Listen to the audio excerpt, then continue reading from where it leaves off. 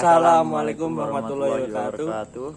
Perkenalkan, nama saya Novel Setiawan Perdana Syahputra, absen 30 dari 12 MIPA 3. Saya Muhammad Sauki Mubarok, absen 25 kelas 12 MIPA 3. Di sini kami akan mempresentasikan tentang apa itu meiosis Dan bagaimana cara tahapan proses meiosis dan siklus-siklusnya. Meiosis sama seperti pembelahan mitosis. Pembelahan meiosis ini terjadi pada organisme eukariotik multiseluler seperti manusia, hewan, tumbuhan, dan jamur. Tapi pastinya ada beberapa perbedaan antara mitosis dan meiosis. Contohnya untuk pembelahan meiosis terjadi pada sel gamet atau sel kelamin. Beda ya dengan pembelahan mitosis yang terjadi pada sel somatik. Kemudian, tujuan dari pembelahan meiosis adalah untuk mereduksi atau mengurangi jumlah kromosom. Contohnya, misalnya kita bahas kromosom pada manusia. Jumlah kromosom pada manusia itu kan 46. Nah, 46 kromosom ini ketika selesai mengalami meiosis akan terbentuk sel anak yang hanya memiliki 23 kromosom saja. Jadi, kromosomnya itu jumlahnya dikurangi atau dengan kata lain direduksi. Gambaran singkat tentang pembelahan meiosis kurang lebih seperti gambar yang ada di animasi tersebut. Jadi kita punya sel induk yang bersifat diploid atau 2N. Kemudian sel tersebut akan mengalami meiosis 1 sehingga menghasilkan dua sel anak yang bersifat haploid atau N. Lalu dua sel anak masing-masing akan mengalami meiosis 2 sehingga anak akan menghasilkan dua sel anak, dan kalau dijumlahkan berarti sel anaknya ada 4. Di mana sifat sel anak tersebut adalah haploid. Jadi beda dengan induk awalnya diploid sedangkan hasil anaknya adalah haploid semua. Untuk tahapan dalam pembelahan meiosis kurang lebih sama dengan pembelahan mitosis, yaitu terdiri dari tahap interplase, tahap mitotik. Kita bahas dulu tahap interplase dulu ya. Jadi tahap interplase itu merupakan tahap persiapan sel sebelum membelah, di mana pada tahap ini terjadi penggandaan isi sel dan juga pembesaran ukuran sel. Tahap interplase dibagi menjadi 3, yaitu gap 1 atau gap 1, sintesis, gap 2 atau gap 2. Jadi tahap G1 terjadi pertumbuhan primer. Pada tahap ini ukuran sel akan membesar lalu diikuti dengan duplikasi organel dan juga sintesis protein. Selesai dari G1 akan memasuki tahap S atau sintesis.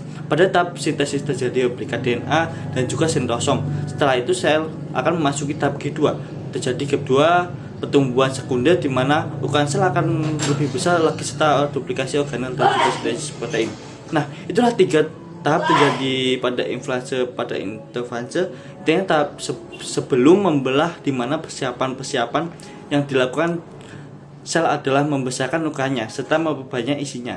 Setelah selesai di interfase, selanjutnya sel akan membelah melalui fase mitotik yang terdiri dari meiosis 1 dan meiosis 2. Pada fase mitotik ini ialah terbentuknya beberapa fase tambahan, yaitu fase geno. Fase ini merupakan fase jarang terjadi. Biasanya sel akan memasuki fase geno ketika sel tersebut kekurangan nutrisi untuk membelah.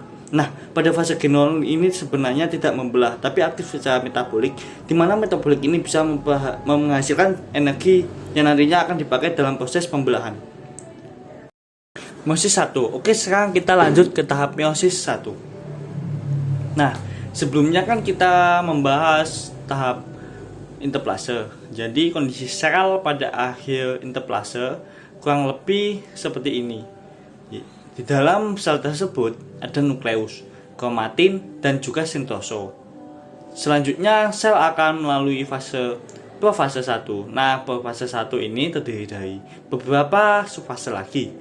Adalah protein, zigoten, pakiten, diploten, dan diagnesis, atau bisa kita singkat dengan Hezipatidi. Kita coba bahas fase leukoten dulu ya. Pada fase leukoten, kromatin akan memadat menjadi kromosom, lalu sentrosom mulai bergerak ke arah yang berbeda.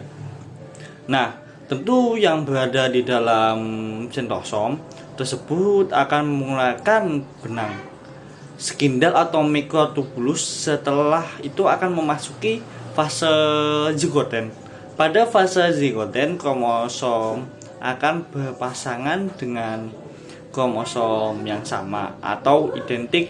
Kita bisa menyebutnya sebagai kromosom homolog, yaitu kromosom yang memiliki struktur dan fungsi yang sama. Selanjutnya sel akan memasuki tahap pakitan. Pada tahap ini kromosom homolog akan membentuk struktur tetrat. Jadi struktur tetrat merupakan struktur yang terdiri dari dua kromosom homolog yang saling bertumpuk satu sama lain. Kurang lebih gambarnya seperti ini.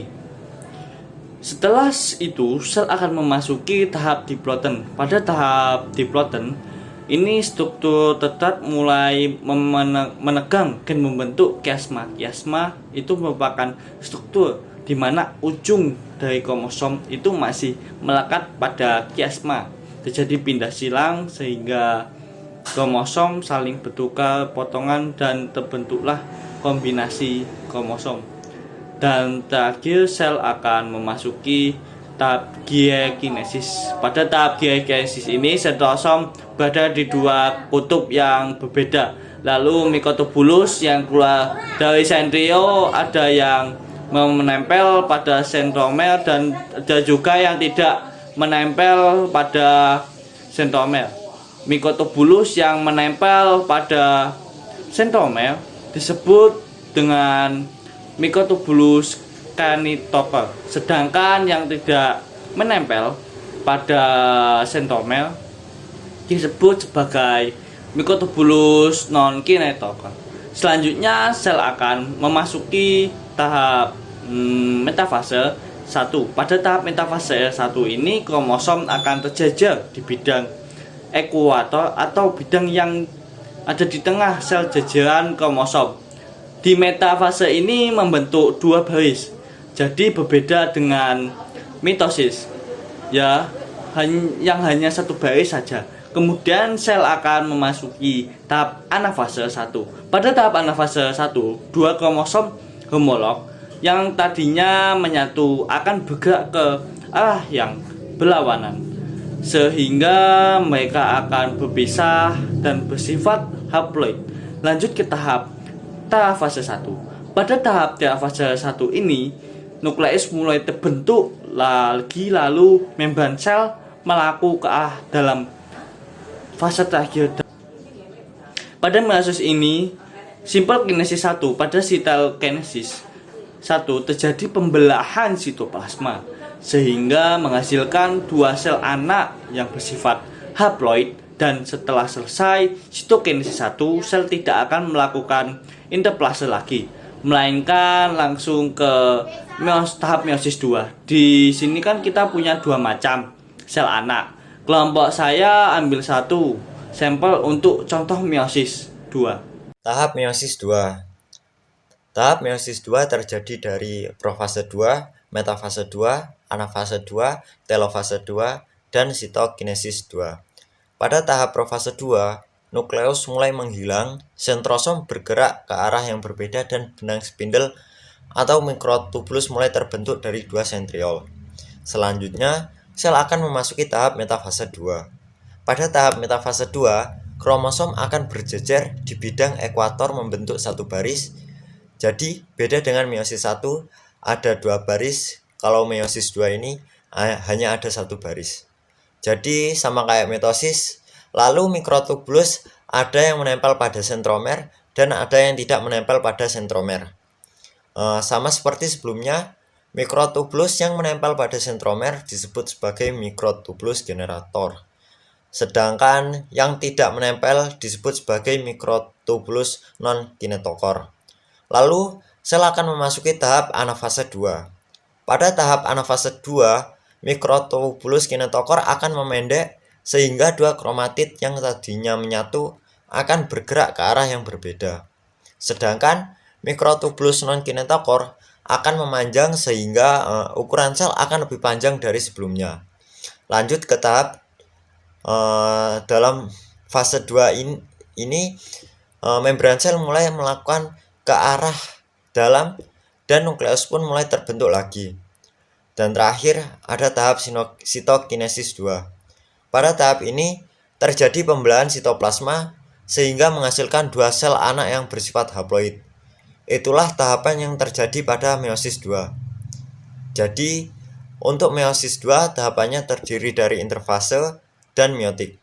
Interfase itu ada G1S dan G2. Sedangkan fase mitotiknya itu ada meiosis 1 dan meiosis 2. Untuk prosesnya sebenarnya kurang lebih sama, hanya ada sedikit perbedaan aja. Contohnya tadi di meiosis 1 itu tahap profase satunya ada lesipadidi, sedangkan meiosis 2 itu enggak ada. Lalu pada meiosis 1 di metafase tadi ada 2 baris kromosom, sedangkan meiosis 2 di metafasenya itu hanya ada 1 baris saja. Jadi kesimpulan dari pembahasan meiosis ini adalah meiosis adalah pembelahan sel yang menghasilkan sel-sel kelamin, yaitu sperma dan sel telur. Terjadi dengan 2 kali pembelahan yang menghasilkan 4 sel anak yang memiliki jumlah kromosom setengah dari induknya. Meiosis ini dibagi 2 tahap. Meiosis 1 yang dimana fase-fase dari meiosis 1 yaitu profase 1 yang terdiri dari leptoten, zigoten, pakiten, diploten, dan diakinesis. Lalu terdapat juga metafase 1, anafase 1, dan telofase 1.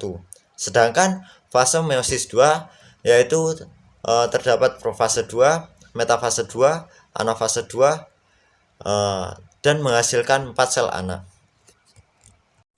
Cukup sekian yang bisa dapat kami sampaikan.